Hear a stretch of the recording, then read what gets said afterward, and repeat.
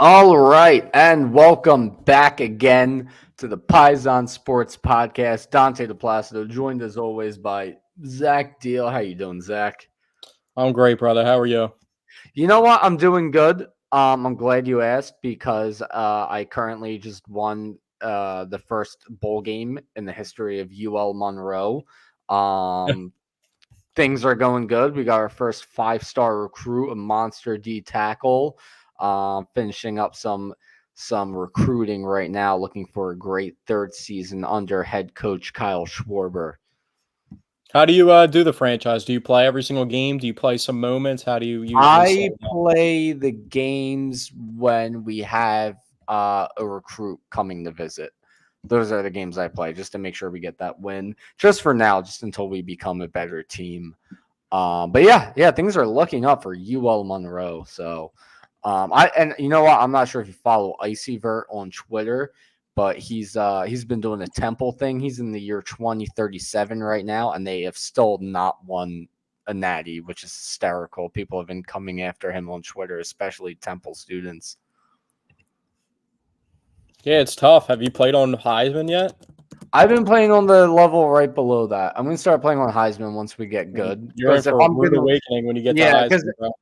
if I win a natty, it's gonna be on Heisman. But for now, I'm not trying to throw my controller, so I'm playing on the one below that. But anyway, not to talk too much on the new college Oh well, I was football. well. It was a topic that I have written down, so I was going to talk about it a little Oh yeah, bit. we can talk about it more. What do you want to say, man? What's on your mind? I'm in a 32 person user league, so that just started today. So I'm excited to play. That's probably what I'll do when I get off this podcast. Same. What do you think of the game so far? Because a lot of people, I feel like it's vastly different than Madden. I think I love the game. I feel like most of the complaints about the game are people saying it's like unrealistic and there's not enough defense.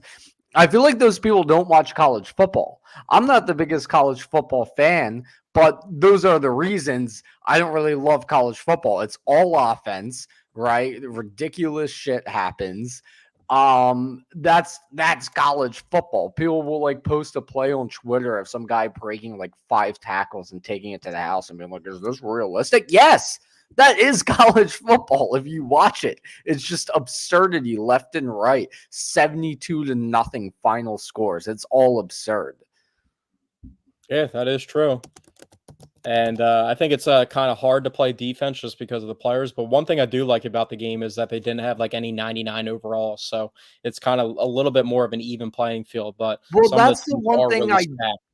that's the one thing I don't love is that like the one-star schools are still like a 73 overall plus. You know what I mean? There's no like true bottom tier garbage. So like if you're running a dynasty mode and then you get to like the final week of the season, there's only like one undefeated team throughout all of college, if that, which just like doesn't that part doesn't feel realistic. You know what I That's something mean? that I have realized. I like simmed an entire season with Notre Dame just to see how like the recruiting would go and everything, and we ended up like 7-6. But we were still in the college football playoff contention just based off of the quality of opponents that we were playing. But I really like the game so far. I think, like I said, it's vastly different than Madden, and I think they did a good job with switching up the gameplay. I don't know if the kicking has gotten to you yet. I've gotten used to the kicking, but the kicking I was was definitely something that doing was it. very new. I was doing it wrong this entire time up until yesterday. I thought you just wait for the meter to hit green and then click A.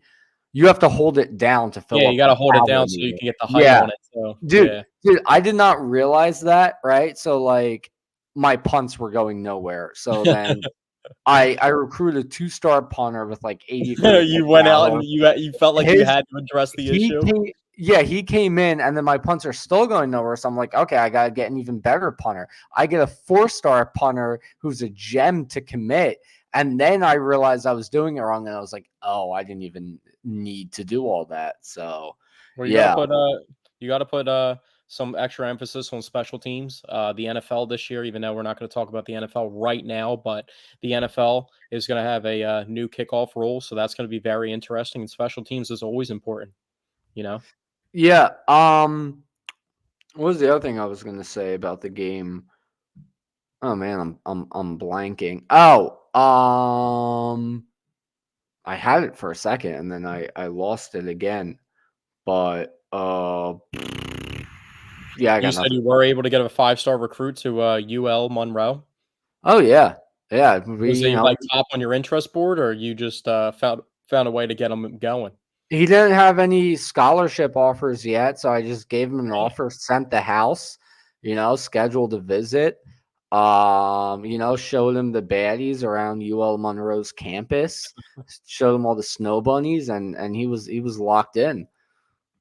All right. Well, to each his own. Every player, in that game, values something different. So if you're showing him what he needs to see as a recruit, then he's going to end up playing for your school. So the in the 32 person user league that I'm in, the number one overall recruit is atop my board. He's number one interested in Oh Michigan. wow! So I ended Oh, up with Michigan at pick you can't 14. see. Here's the thing: if you're doing a dynasty, you have to be a 1-star school and build them up from the bottom. While You I'm can't playing just against you can't 32 just other be users, you can't I'm just going to be go in. Michigan.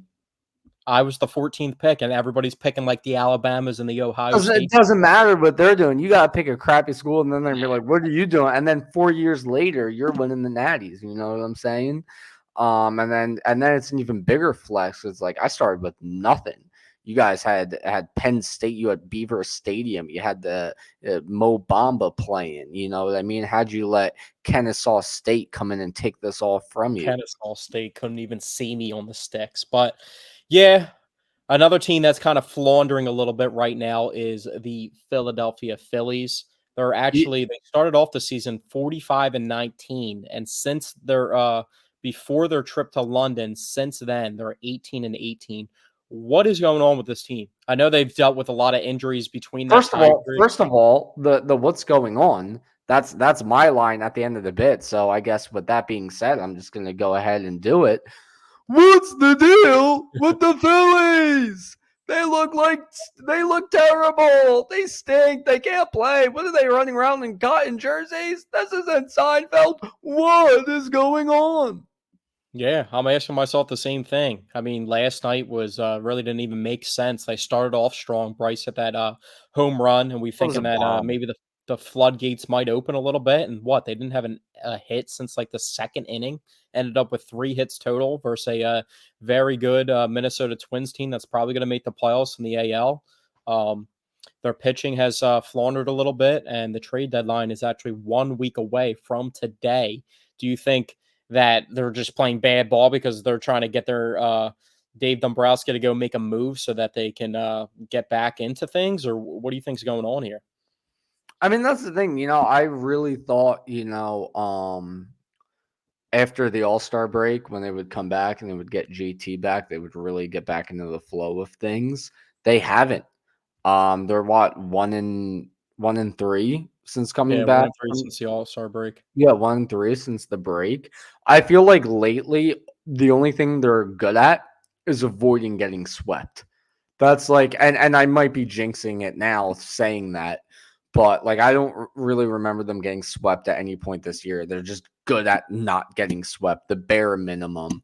Well, it feels Um, like that. Remember the Red Series to begin the season? How I think they ended up losing that series. It might have been a 4-game series or a 2-game or a 3-game series, but I'm pretty sure they lost that. And that's the kind of baseball that they're playing right now. They're not really hitting the ball throughout the entire lineup in the order. It's kind of like either the top part of the order is hot or the bottom part of the order is hot, and they can't really get on the same page. And I think JT, it's going to take some time for him to get acclimated back into the lineup. So I don't expect him to be doing anything crazy. I think on Saturday, his first game back, he did end up throwing out a runner. So he's getting back to his defensive prowess. But offensively, they need a spark somehow, some way. yeah, I mean, the other problem is, like we've talked about before on this podcast, they need more consistency in the lineups. You know what I mean? Like, I don't understand why Stubbs is still getting this many starts, even with JT back. It's like, I guess you have to ease him back in from his injury, but Stubbs is just awful. Although he had an RBI hit the other night. I don't understand why Pache is starting over Rojas as much as he is. It should be just whenever Rojas is too tired and needs a day off, that's when you play Pache, not as much as you're playing him.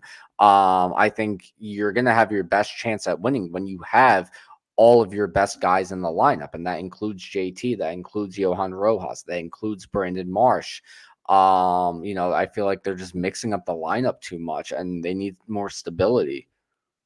Yeah, there's a lot of guys that are kind of in cold spells too. I think Kyle Schwarber's like 1 for 23 in his last 23 at bats. So he's at the top of the order and he starts off the game and kind of sets the tone for the team. So he's got to get going. Even that's after his batting average even climbed a little bit. And Bryson Stott has just been absolutely awful behind the Yeah, plate. he's been bad. I wanted to pull up the lineup for today's game. This is more so what I want to see. Schwarber, Turner, Harper, Bohm, JT, Marsh, Costi, Stott, Rojas. That should be the lineup That's every probably going to day. be the playoff lineup. Yeah, I and would that should assume. be the lineup every day. Except for when you're facing lefties, switch up the order of it a little bit. But Marsh should be playing against lefties. I don't care if he's a bad hitter against lefties. Pache is Yeah, even that's been worse something hitter that against we've talked lefties. about. I don't know how many times we've mentioned that on the podcast where I'd A rather lot. see them fight through the struggles. And now they're starting to I mean, they have been not really platooning, but they try and go matchup based with Bryson Stott because he's really been horrible. Just handed on handed matchups. And he's just, his batting average is closer to what it was during the World Series run than last year when he batted 280. And it just seems like he's just kind of in a rut. There's been times where Bryson Stott, when everybody's been injured, they've batted him cleanup. And he's just not that type of offensive player. He's a really good defensive player, but offensively, I think this is closer to what he is than what he's shown last year. Yeah, and one other thing to note, through 2 innings for the Phillies, we're heading into the bottom of the second right now, but the Phillies have gone up twice so far. No hits and just a walk. A walk from JT Realmuto. So what? They haven't had And a hit in basically 9 innings. yeah, I guess so. Yeah. Um, So yeah. it's like a combined So no hitter. so the next inning, it will be Stott, Rojas, and Schwarber. But yeah, all they have so far is a walk. Scores 0-0 heading into the bottom of the second. Of course, They got we Stott in the eight eliminated. hole tonight. Yeah, that I would like to see. I would, with the way Stott's been hitting lately, move him down to the 8 hole, put Marsh up there. Marsh Well, is yeah, if you have batting March and sixth. Castellanos starting in the line, I mean, they never platoon Castellanos. I think Castellanos has played the most games of any Philly this year because he I hasn't been don't I injured. don't recall Castellanos ever sitting. I think he's played Um, every single game this year, if I believe he correctly. might have. Another guy who you never really see out of the lineup is Bohm. I feel like Costi and Bohm are like the only 2 guys on the team because of injuries who have played pretty much every single game. Yeah, it Uh, feels like more so they've sat him a couple times for Sosa, but I feel like more so True. when Yeah. they give more so Bryce a rest, and then they'll move Boom to first, and then Sosa ends up playing third. But they've also been taking Bryson Stott, depending on the matchup, out a couple times, and been putting Sosa in there. So they're trying to keep Sosa loose, and he's still batting pretty well for this season. He's just So not getting any this opportunities. So this is game 101 on the season for Castellanos. Phillies are 63 and 37, which would mean this That's is 100 their exactly. So he's played yeah. every So single game. Castellanos has played every single game. Yeah. Had he really done that the first 2 seasons? I don't remember him getting hurt at all, but Yeah, he's a um pretty durable, healthy player. I mean, and obviously he's in one of the more so defensively, it's not yeah, he asked to played do much. 157 games last year. He only missed 5. So maybe that's why everybody gets on him so much is because you see him the most out of any Philly. Maybe that's why everybody's Could so be. hard on his case because Yeah. he's the one that's out there more than every other Philly that there is. So his actual record for most games in a season is 157. He's done it 3 times. He did it twice in Detroit, back-to-back years, 2017, 2018, and he did it last year. You So really don't see baseball players doing that too. no, That's yeah, actually a no, very you good thing. hardly. I feel like now you'll typically see like 145 games out of a player who Yeah. stays healthy the whole year. So yeah, Costi has a chance to break his personal record for most games played in the season. I mean, he's on pace to do it. He hasn't sat It's out really yet. crazy that, like, it doesn't seem like now, like, what's the point of giving him a rest? Like, unless, like, they're just trying to really keep the wear and tear down for the end of the season. Maybe they'll sit him a couple games, but on this pace, if he has not been sat one time yet and he's just holding down the right field, I really don't see Topper really taking him out of the lineup. I mean, we're already 100 games in. Everybody likes to say that the first half of the season is over, but it's almost like a quarter. The first 2 quarters of the season's over since they're at 100 games already. By the way, this is game number 99 for Bohm. So Bohm has only missed two So he's games. only missed 2 games. Yeah, and Yeah. Castellanos has not missed any. So yeah, I mean, Well, I mean, because you want your players to be out there. I know some guys like superstars on our roster, like Trey Turner's been hurt for a period of time. Bryce got hurt for a period of time and then came back and then got hurt again and didn't play a game. So, and they just kind of like to keep the wear and tear down on Bryce to begin with. But I mean, as a baseball player, you want to be out there as much as possible. That kind of solidifies your spot on the team. And everybody calling for Castellanos to not be, for them to find a solution for him. I mean, he's out there and he's plays every single game and he does what he's asked of, and he's been getting progressively better throughout the season. So he's one of those guys I feel like it hurts more to take him out of the lineup, and it would do more of a mental toll of him to take him out of the lineup than try to take him out of the lineup and then not have him try and fight through the rut that he was in to start the season. yeah, and one other guy I want to note in a positive way, guy I'm pretty sure we talked about on the podcast last week, Tyler Phillips. He had another start Pitched on the other Sunday. day. July 21st. Yeah, that was Sunday. Yeah, that's when they got the win. He went 6 scoreless innings, allowing 4 hits, just 1 walk. He only had 3 strikeouts, but another great performance from him. His first start before that, he went 6 innings, giving up 4 runs. But really, he kind of went 6 innings, one run, because he had pitched the 6 innings. He had only given up 1 run. Then or maybe it was 2 runs, and then they brought him back out for the seventh. He let a couple of guys on base. They pulled him. Those guys came around to score, and he finished the game with 6 innings, 4 runs. But really, through his first 6 innings of work, he had only given up 2 runs at that point. So that was another really strong start that was better than what the box score tells you. So he's looked promising so far in his first couple starts. Yeah, and like you said, I think we talked about it before on the podcast. Just 162 games, your starting 5 rotations, most likely not going to be the same starting 5 for every 1 through 5 of the rotation, just cycling through just because of injuries and stuff like that. So they already had Spencer Turnbull go down. I think Taiwan Walker's like projected to be back at sometime in August. I feel like that's kind of little. I'm a little skeptical about what's going on with Taiwan Walker, though. I don't know if they're trying to keep him healthy because he might be a part of a trade or something. It just seems a little bit fishy that he's dealing with this hot spot on his finger, and it's taken this long period of time. I can understand like a blister. That's what I interpret the hot spot to be, but it seems like a really, really long period of time for him to be out if that's the case. So Yeah, I feel I like don't know he if he'll. wasn't. Sorry, I was because I feel like he wasn't really expected to be out this long at all. I'm also wondering what's going with Turnbull, because Turnbull's injury didn't sound that serious either. But Taiwan Walker, especially, I thought he was just going to be out for like a start or two, and it's been quite a while now. I'm not complaining. Tyler Phillips Yeah, I looks really don't good. think it matters at the end of the day. They just got to find a way to Yeah, get into the playoffs, and they had 4 guys that can really rely on in their starting rotation. I don't know if they're going to go out and make a move. I mean, there's been rumors that they're looking into Garrett Crochet I would from the love White Garrett Sox. Crochet. But I mean, Garrett Crochet, they're also talking about possibly bringing him in and then using him in the bullpen and then having him go to the rotation next season, just to have a little extra oomph in their bullpen. So that could be an option.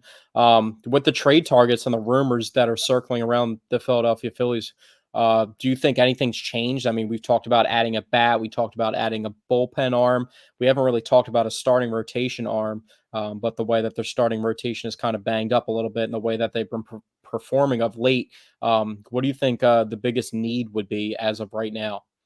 Well, yeah, I mean, first I would like to say I would love Garrett Crochet because he's a guy you can have in your starting rotation or in your bullpen. I think Um, he has 2 more years of control after, this season too, so you would still have him under yeah, contract for 2 yeah, years. because he's relatively young, so you could trade for him, have him in the starting rotation for the rest of the season, and then you get to use him for the postseason. So that beefs up the bullpen for I the wonder if post. they did make a, trade, for the starting rotation, if they would consider not putting that guy bringing that guy out of the bullpen and more so maybe Ranger goes to the bullpen? Like, I don't know.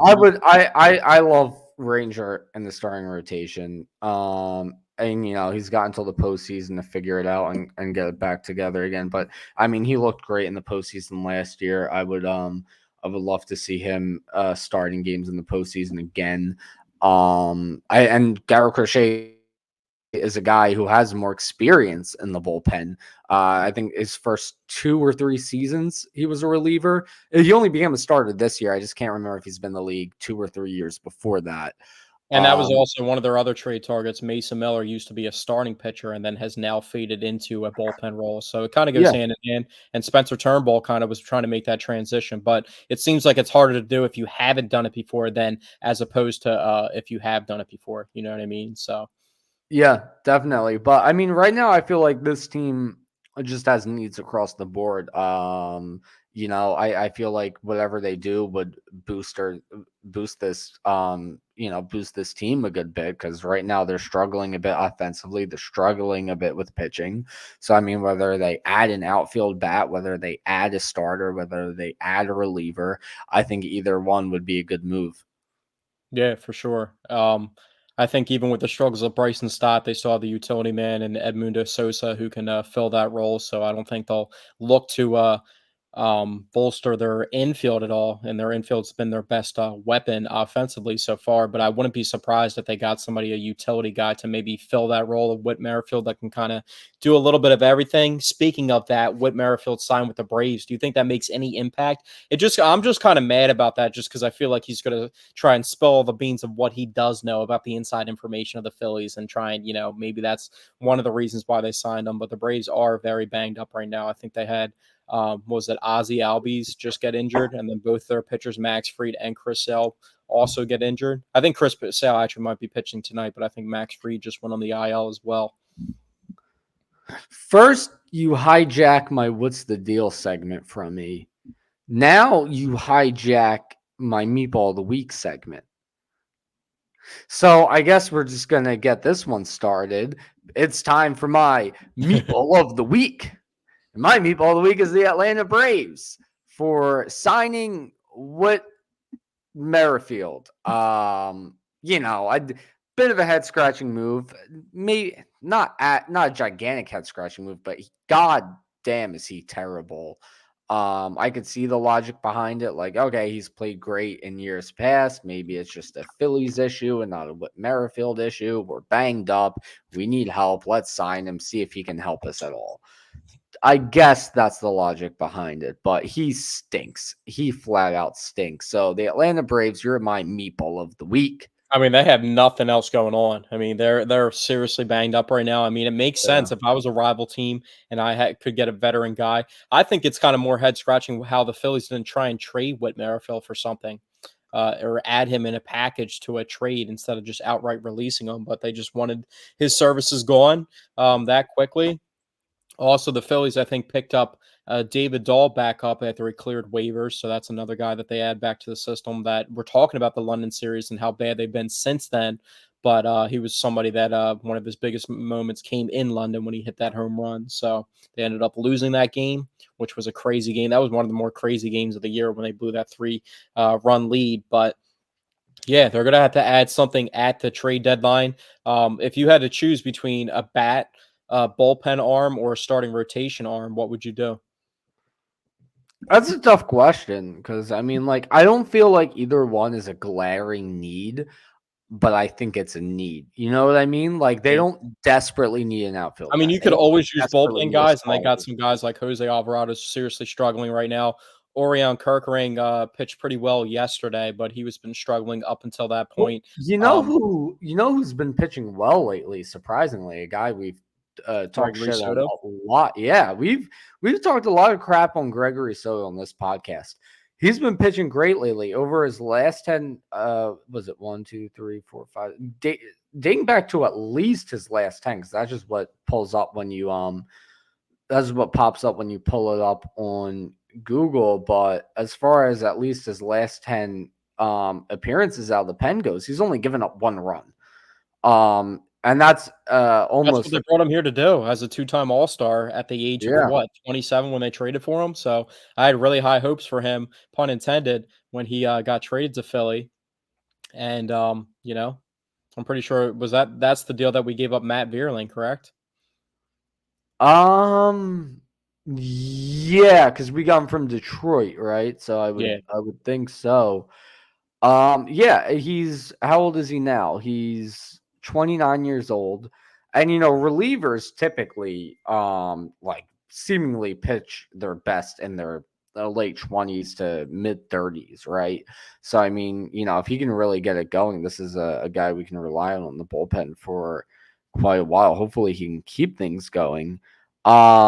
His ERA at its peak this year was 7.15. That was in May 12th though, so that but as recently as June 12th, he had an ERA of 5.1. It's all the way down to a 3.3. Um Well, that's pretty good from what it started at. 7.15 is not what we're asking for. You know what I mean? So at least he's yeah, getting back on track now. other And than the he's not even run one of he gave the up on he kind of sorry, faded his existence a little bit too. He's not even one of the guys that you mention when you start bringing up bullpen arms. So if he can start getting going, that's a former All-Star in itself. And then you add him to what Matt Strahm and Jeff Hoffman have been able to do. Sir Anthony Dominguez has been pitching pretty well as a whole over the past couple months. So that's 2 things to hang your hat on. But like you said, you can never get too much bullpen use.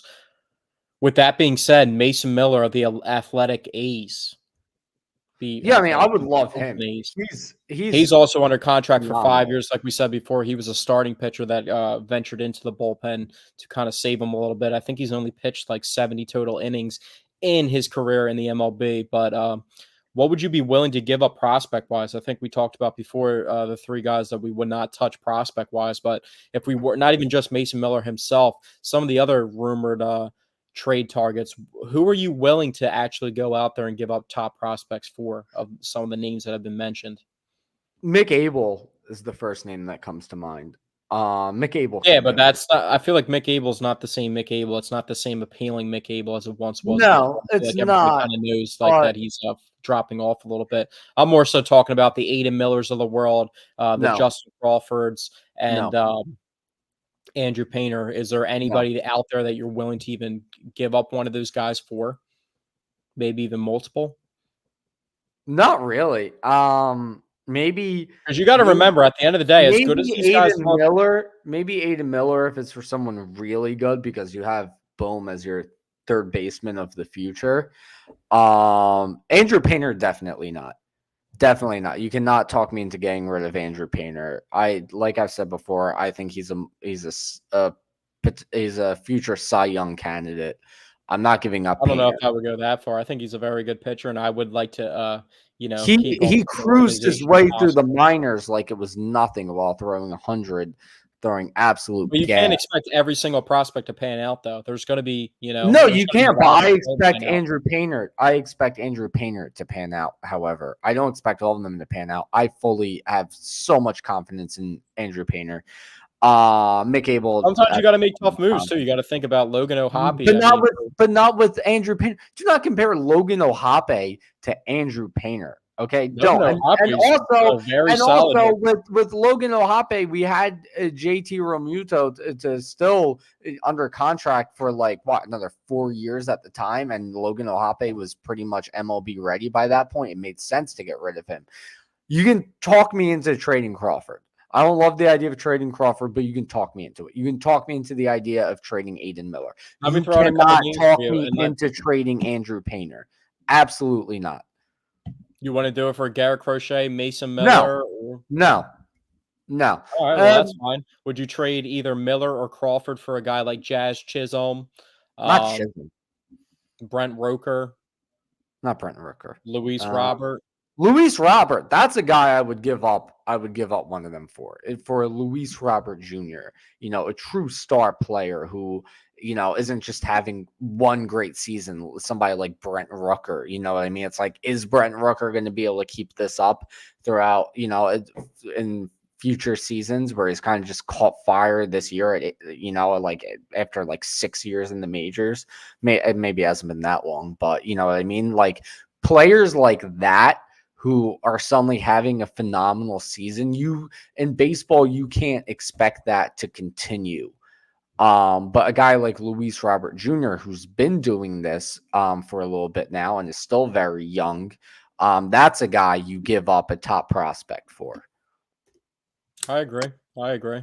I think Luis Robert will be up top my list. I don't know if they're going to go that far and go that deep into it. I think, like we talked about in the last podcast, Rojas has really been holding it down recently, especially defensively. If he can just be giving you the bat that he's giving you now, I think he's got like 23, 24, 25 RBIs. I mean, that's good enough for what he does defensively. I think it evens out. So, but yeah, I think it's going to take a little bit of time for JT to come back, but that's going to be an added boost to the team, and that's going to be the right-handed bat that they might be missing in that order that they've been talking about trying to replace with an outfield guy. But now you get the spark back of one of your best players, your captain, and maybe the pitching also comes back. And maybe it's true that JT does make that big of an impact on the pitching, just the way that he calls games. I'm going to go through the list of the Phillies' top 10 prospects. Okay. Number 1 is Andrew Painter. To me, he's absolutely untouchable. Number 2, Aiden Miller. I would give him up for a guy like Luis Robert Jr. Same thing with Justin Crawford at number 3. Number 4 is shortstop Starlin And Justin Capa. Crawford recently got promoted as well. I think it was last Yeah. week he got promoted. Yeah. Number 4, Starlin Caba, the shortstop. He's great. I would give him up, I mean, you for got Trey on that contract. I mean, unless you want to move yeah. Trey to a different position. Yeah, yeah. Starlin Caba, he can go. Mick Abel, I'd be happy to send him off. Number 6, Devin Saltabon, he can go. Number 7, Brian Rincon, he can go. Number 8, Eduardo Tate, that rhymes. I'm not really willing to give him up. We need catcher prospects right now. JT's towards the end of his life cycle. This kid is only 17 years old. He could be the future catcher of the Phillies. I'm not willing to give him up as easily as numbers 4 through 7. Then number 9, we have Gabriel Rincones Jr., outfielder. He can go. Number 10, Griff McGarry, right-handed pitcher. He can go. So I'm willing to get rid of pretty much, all of like the top end of our prospects, except like the 2 and 3, like it's got to be someone good, and number 1's untouchable in my opinion. And then here's one interesting. Number 12, a guy I'm not like willing to easily give up because I kind of really like this guy is Carlos De La Cruz. Yeah, and he's climbing up the ranks through. He's I been think he got promoted flying recently. up the ranks this year. Yeah, So I'm surprised to see him at down at number 12. I thought he would be higher than that. he was even lower than that earlier in the year. And then number 30, who I would get rid of in a heartbeat, is Michael Mercado. Michael Mercado. I don't know if we'll see Michael Mercado pitching in the big leagues ever again, but or at Maybe least for the Phillies. But would you trade Rojas if a team asked for Aiden, like say the White Sox want Aiden Miller and Rojas and some more? Would you do that? both of them. Probably just because of the fact that Robert Jr. Like you don't need Rojas if you have Luis Robert Jr., especially at Yeah. Robert Jr.'s young age. So yeah, I probably would. I don't know if love they would ask Rojas. for. I don't know if they would ask for Crawford and Miller before they ask for Rojas. Like I said, I would rather give up Rojas and Miller than Crawford Yeah, for and sure, I Miller. agree with that. Just because then you don't need Rojas at that point. Agreed. But let's transition into some basketball talk. Have you heard this story about the Sixers rumored to possibly be moving to New Jersey and then building a new facility in Camden? Well, yeah, they're talking about building a new arena in Camden now, instead of Center City because there's been a lot of pushback on that, and the state of New Jersey is really pushing for them to move to Camden. I First of all, I want to say I pray to God this doesn't happen. Secondly, I want to say Sixers fans, we gotta stop complaining about the move to Center City. Right? Pick your battles. You know what I mean? Like our whole pushback on them moving to Center City is going to find ourselves with a Sixers team in Camden. And we definitely don't want that. Like, yeah, we can complain about them moving to Center City. Like, oh, I don't want to have to deal with that inconvenience. It's like, deal with it, dude. Deal with it, because if you're going to keep complaining, they're going to end up in Camden. And that you actually do not want. Yeah, I agree. I think even though I'm from New Jersey, I think it would just be absolutely disgusting if it was the New Jersey Sixers. Like I couldn't even Well, I fathom don't that think they kind would of thing. rebrand them to the New Jersey Sixers. I think they'd probably still be called the Philadelphia 76ers, but they'll just play in I don't know. It Camden. sounds it sounds more so like they would try and rebrand it to New Jersey and then claim them as a New Jersey I would team. hate that. As somebody who is born and raised in New Jersey, currently lives in New Jersey, I would hate that. No, it's the Philadelphia 76ers. That just If makes it you, feel like there's like New Jersey net vibes involved. You know what I mean? and Like not it's only not the that, actual authentic. not Like only it feels that, like you're losing history when you make a move like that. it gives like North Jersey, New York area implications. You know what I Yeah. mean? Like all the New Jersey teams in pro sports history have been in North Jersey, and it's been North Jersey and New Yorkers that root for them. You know what I mean? The New Jersey Devils, the New Jersey Knicks. Even if you look at the USFL, the New Jersey Generals. So yeah, no, that would be terrible if they just named them the New Jersey 76ers. No, God no.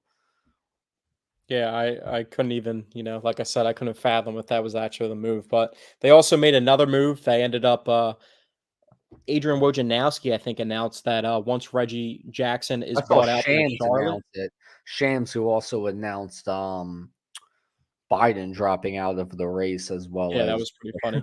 But they announced that they'll be signing Reggie Jackson once he's bought out. I think he has already been bought out, but the official signing hasn't been announced yet. But it looks like Reggie Jackson's going to be becoming a Sixer. So they kind of loaded up on point guards. They still don't have a power They are forward, but they loaded so up on they point are guard. so guard heavy, and this is what they were last year.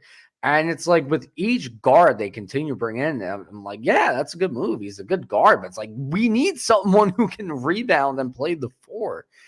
So I mean, like I like it just because Reggie Jackson's very good, but I don't love it because we need a legit four on this Yeah, roster. I'm so interested to see what they do with KJ Martin because they signed him to that contract. He got like 8 million per year. I think it was like the same, close to the same contract, or if not the same contract that Kelly Oubre got. But I don't know if he's going to be on the team or if that But they just he's made that move as another a trade piece. But he's another like undersized for that isn't really much of a rebounder. You know what I mean? Like well, same Daryl thing. Morley was actually on the afternoon show with 94.1 today, and he was actually talking about the number one important thing that they need to work on as a team throughout the entire roster has been rebounding. So they're going to try to find a way to rebound. But that also means guys outside of Joel Embiid and Andre Drummond have to step up and put the initiative to go and get the basketball when it's coming off the boards. I don't love the idea of, oh, guys who don't usually rebound, you're just gonna have to rebound more now. No, like get guys who are good at rebounding so we don't get completely out rebound in the playoffs again. I mean, here's the three guys we have right now who can play the four at the moment. You have KJ Martin, you have Caleb Martin, and you have Paul George. The heights of these three guys: 6'8" for Paul George, as we all know, 6'5" for Caleb Martin, and 6'6" for KJ Martin. And if I can also pull up their rebounding totals from last year, KJ Martin will on very limited minutes average 2.2 rebounds per game. Let's look at 2022 2023 on the Rockets when he was playing 28 minutes per game. He averaged 5.5 rebounds, right? Caleb Martin, how many rebounds did he average last year? He averaged 4.4 rebounds. Paul George, how many rebounds did he average last year? He averaged 5 rebounds. You know what I mean? Like, neither of these guys can get you 6 rebounds per game.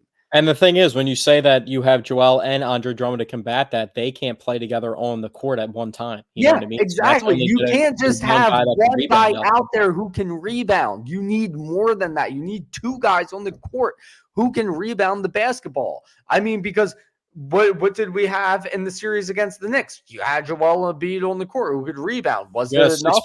six No. foot four guard out rebounding us the entire time and look like a big Yeah. man up there. You need somebody who can rebound on this team. I'm not fully sold on this team until they get that. And it might sound ridiculous because of all the star power they've brought in with the likes of Paul George and all these great role players they've brought in.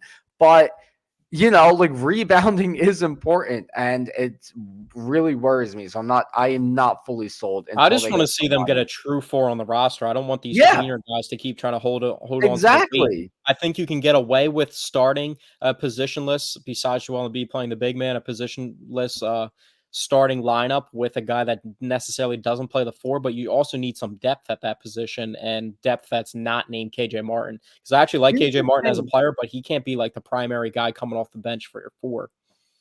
here's the thing, right? I think where it gets confused in the modern NBA is you can run a positionless lineup for a stretch of time on the court, right? Like you can do that and it can work great for like a 5-minute stretch where you're scoring a ton on offense. But it can't be the idea, like it can't be your team. You know what I mean? Like you can't be in a situation where you have to be positionless throughout the entirety of every game. You can't Yeah, do that. And I think maybe that's where it gets confused because it's like, so many teams start, running positionless lineups during certain stretches of games. And then it's like, oh, wow, the new NBA, it's positionless basketball. But like you still need to have like actual positions to fall back on, like you exactly. can't put yourself in a Especially situation sometimes you where just gotta you're only doing that. simplify everything and just be able to go back to the basics, and if you don't have a guy that actually plays that position, then rebounding becomes a big time issue for your team. And, something that's been interesting, I don't know if you've been watching, the Team USA basketball at all, but they've been running, like, Bam Adebayo and Anthony Davis on the court together and stuff like that. Obviously, the Sixers don't have the luxury, or no team in the NBA has the luxury of having those 2 big guys on their team, but I just think it's interesting that, it works in certain lineups and just they can roll out a defensive lineup with Anthony Edwards, Drew Holiday, um, Anthony Davis, Bam Adebayo, and feel comfortable and confident out there. But have you been watching Team USA basketball at all? I've mainly been catching the fourth quarters because they play during the day while I'm working. But I've tuned in during the fourth quarter for I think I watched one full game at one point. I forget who they were playing. What was it? South Sudan. I think that was Yeah, the South Sudan, they won by one on what? That was Saturday, and then I actually was able to watch yeah, game versus Germany yesterday. So, and they yeah. Germany Maybe kept them with a good fight too, and I think Germany has a better team than South Sudan. I would say. Got yeah, yeah. So I've mainly been catching the fourth quarters, but Team USA, I mean, they've won every game so far, but they've done it by the skin of their teeth each Yeah, time. narrowly. They were like 43.5 point favorites over South Sudan, who had a couple NBA players, LeBron's former teammate, They had Gabriel. Sixers legend Mario Shayok Oh, he leading the was the best charge. player on the court, dude. Yeah, he played like what 20 games for us in 2019 and then was Yeah. never seen Playing in the in I think NBA he's playing in again. China now, and he had like 24 points, but you said you've been watching the fourth corner of, Team USA basketball. It's crazy that Team USA basketball, 5 months before his 40th birthday, LeBron is still the best player on Team USA basketball. It's Yeah, I crazy. mean that they've like fourth quarter, we need a bucket. They just give it to LeBron and he gets it done. But I think there's 2 issues with Team USA, and they're both mental, but these are my 2 theories. Is one, I don't think they realize like when other countries are going up against them in their heads, they're like, this is Team USA. It's time for us to give them everything we have. Like, I feel like maybe they don't understand that they're going to be getting their the absolute best from each country because they want to beat Team This is the best USA every and put the country's ever world been on at notice. basketball too. Like every country has Yeah. at least an NBA player on their team, and a lot of those countries have been able to mesh together and just play the brand of basketball that you need that matches up against the Team USA. And I feel like Team USA is still trying to find their footing of what the Well, I case is, think but so far they've shown that if when they're in need, they're drawing up plays. The play that was drawn up for South Sudan to win the game was literally to LeBron James when you have Steph Curry still out there on the court. So it just kind of yeah. shows So where they're leaning to. And they still haven't even had Kevin Durant on the court yet. So I think that's going to make a huge difference. I think once they get Kevin Durant back, you won't see well, them having as close of games with these teams that they don't have any business of being in a close game with. Well, that's the thing is, like based on the fact that USA has closed out all of these close games in the fourth quarter, it tells you that obviously they're the much better team, but they've just been underestimating their opponents. So I think it's either they don't realize that each country is going to give them their absolute best and they just look at it as like a complete mismatch and they're going to blow them out of the water. And then the other country catches them by surprise. Or my other theory is that they're treating it like an all-star game, right? Because think about like the Team USA's of years past, right? During those periods of time, players were still competitive in the All-Star game, right? But now NBA players in the All-Star game, they don't play any defense. They don't really actually try. It's kind of just like dribble up the court. One guy heaves up a three or goes for a flashy dunk. Nobody even tries to defend it. It's just they're just out there having fun, goofing off, right? So when you assemble a team of a bunch of All-Star players and you go up against like crap competition, like I wonder like if in their heads it feels like an all-star game because I could see how it would. And then they're not really like locked in being super competitive. That's my second theory behind it. Yeah, and this team's also gelling together. I mean, it's a lot of guys that haven't played too much basketball together. They may have played against each other a lot, Yeah, and but it's but the first that's time in the quite some other time. team USA's have had that as well. You know what I mean? Like this Yeah, is the and they're still trying to figure out. I mean, when you have like somebody that is prominent as LeBron coming back to play, who hadn't played for Team USA in quite some time, it's kind of footing. Everyone has to find their thing. It's kind of like the thing that Anthony Edwards said that he thinks he's the number one option on the team, and he's not even starting. So you like to have that type of swagger and identity, but you need to actually play the roles. And it kind of seems like one of the guys that's struggling the most with playing his role Tyrese so Halliburton. far is Joel Embiid. No, well, Joel Embiid the past two games has been extremely efficient. He struggled the first Yeah, like no, game. he's been playing good, but it has taken him time to be to get acclimated because I feel like he doesn't really ever have to play the true traditional center role without being the focal point of his team. So that kind of Yeah, it is a takes new a little bit of role time for to him. adjust to. It is a new role for him, but yeah, Tyrese Halliburton has been completely phased out. He didn't even get a single. He didn't even see the court against Germany. Which like it's crazy that there's so much talent on the USA roster that a guy like Tyrese Halliburton is just completely useless. Well, that also makes sense too. It's his first year playing on Team USA, and he's one of the guys that needs the ball in his hands to Yeah, but be. he was like the focal point of the Team USA FIBA roster. It's his first Olympics, but when the last FIBA tournament, he was like the main guy on that roster. Yeah, well, that's also a select pool of players that are on that. So, I mean, but yeah, no, that's how good the team is, and if he's not like a defensive stopper, I mean, he's got good length and size, but he's not a Drew Holiday who you just throw out there in certain situations. Like, oh, I need a defensive stop, I'm going to throw him out there. So some people are definitely going to get the short end of the stick, but just being on the team in itself is an honor. So I don't think he's Oh complaining yeah, about going out and and starting if some they time. win it all, he gets a gold medal. Which having an Olympic gold medal, like I feel like like as an NBA fan, it doesn't feel like as huge of a deal as it really is. Like there are athletes competing in the Olympics who have trained their whole life and it's been their life's mission to take home an Olympic gold medal. Yeah. So it's a huge, huge deal.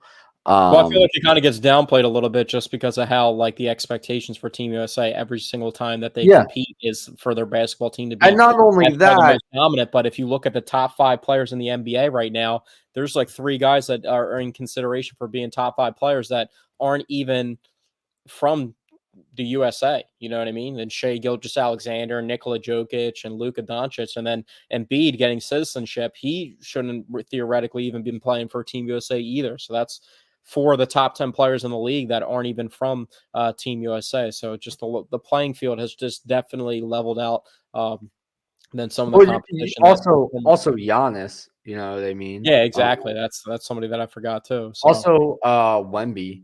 I don't know if I call him a top 10 player, but he's something that definitely He's comes to not like a mind. I top mean, 10 Wemby, player yet. imagine that roster. That was the Good. roster that Joel Embiid was supposed to originally be on. It'd be with Wemby and Rudy Gobert. So imagine that roster, them rolling those guys out at you. That'd be Yeah, funny. that's They'd put very Wemby at like small forward or something.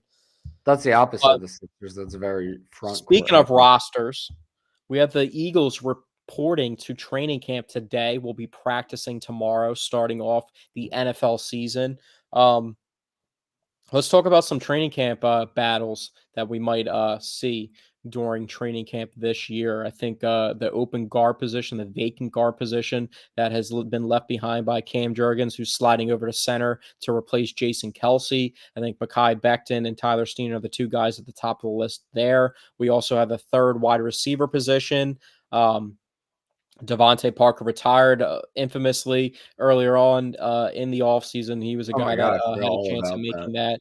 Paris Campbell, you have a couple Adonis Smith. You also have Johnny Wilson, who might have a crack at it as well. So that's going to be a position that is going to be highly touted to see who ends up making that as the starter. We also have the outside corner position. Which training camp battle are you most interested in? Um, yeah, I think the wide receiver battle is a very interesting one. Certainly. I'm interested to see that.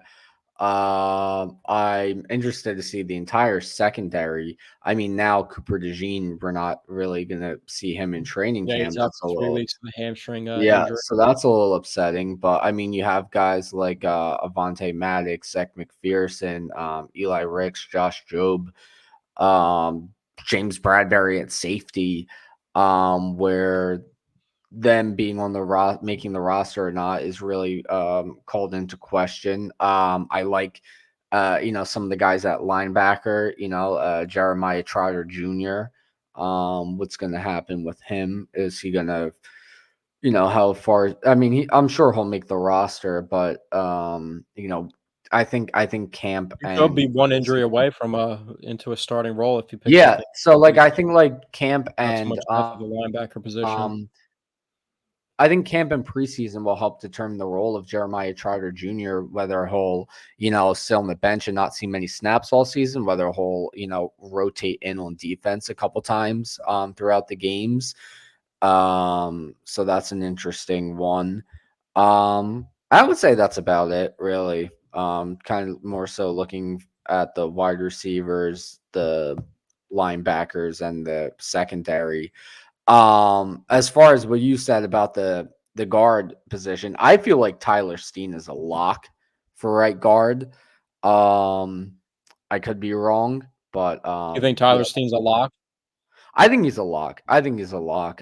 Dude was a monster coming out of college. Started the Dallas game last year, and he thought that he didn't play that well in the Dallas game, but they ended up winning that game. I think it was the home game versus Dallas.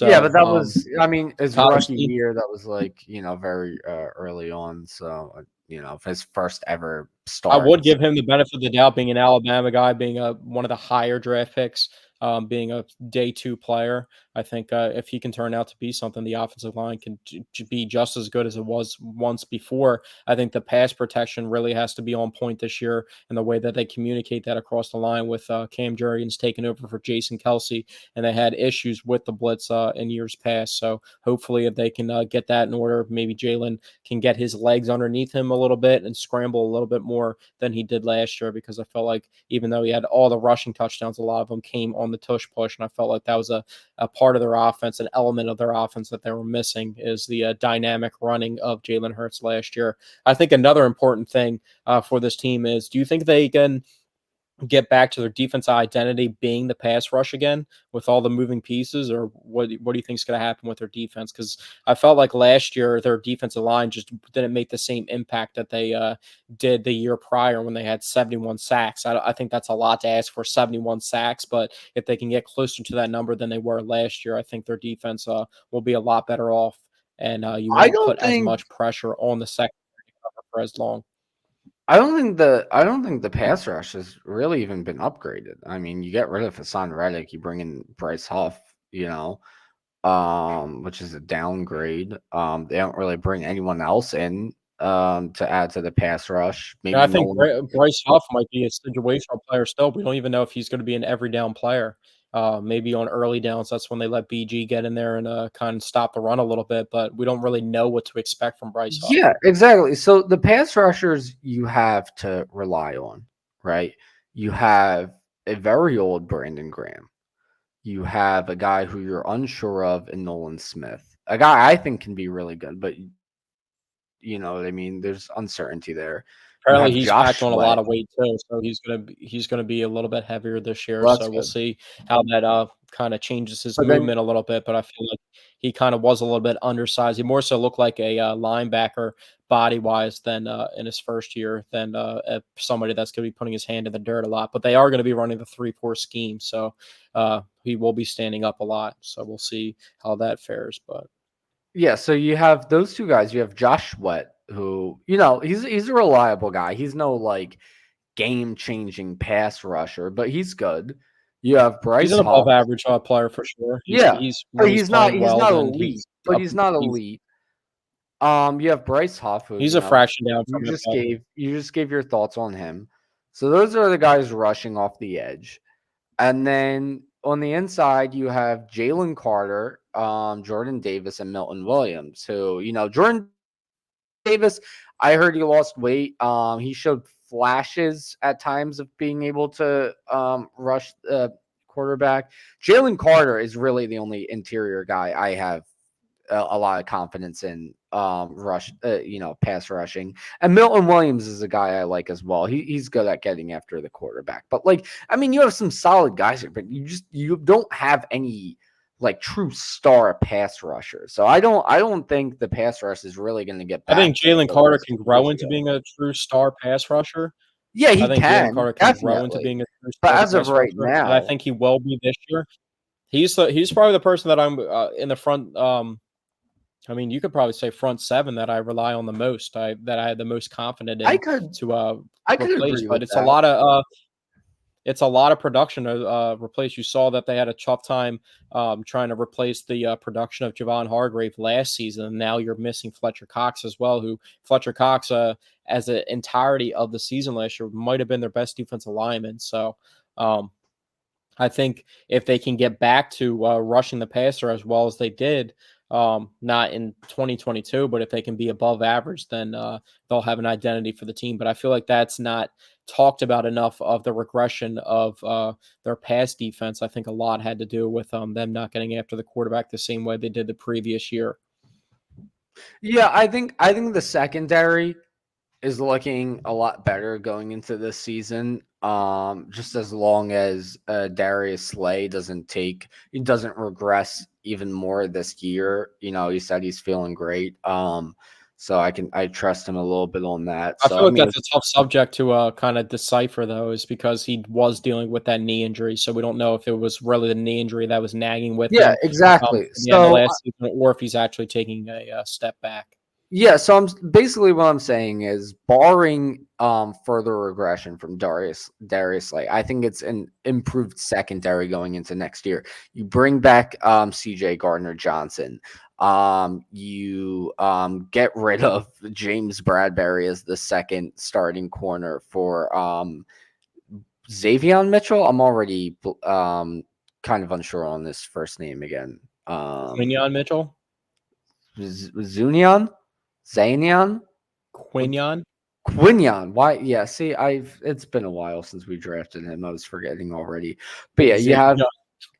Quinyon Mitchell, who I think will be a big upgrade, even as a rookie. He's young, he's fresh, he's got speed. I think he's going to be a big I feel upgrade. like when we talked about training camp battles, I don't really see that, even though people are trying to make that out to be a training camp battle. I really don't see that. And I think now with the Cooper DeJean injury, personally, I would love to see Cooper DeJean start at strong safety over Reed Blankenship and then find a way to get Keelan Ringo on You the know what field. I would like to see? You know what I would like to see? I would like to see Slay and Mitchell on the outside, DeJean playing nickel, and that safety Garner Johnson, Sidney Brown. I feel like Sidney Brown is a guy that's being dismissed a lot in the secondary talks in terms of starters. I really like him. I think he's really good.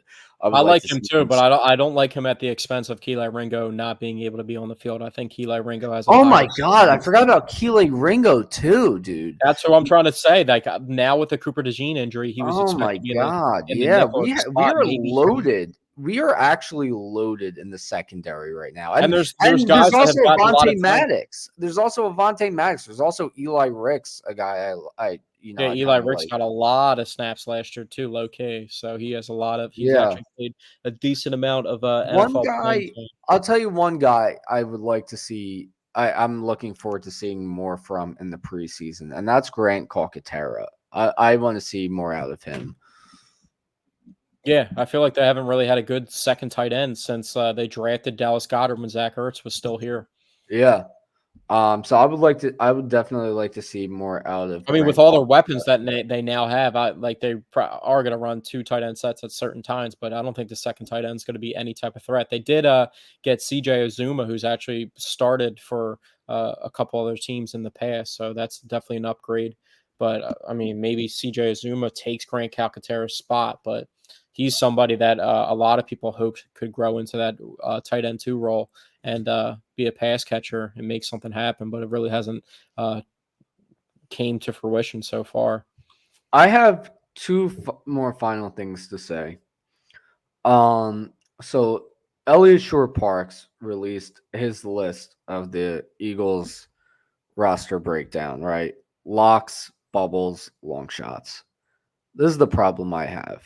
At linebacker, he has N'Kobe Dean on the bubble.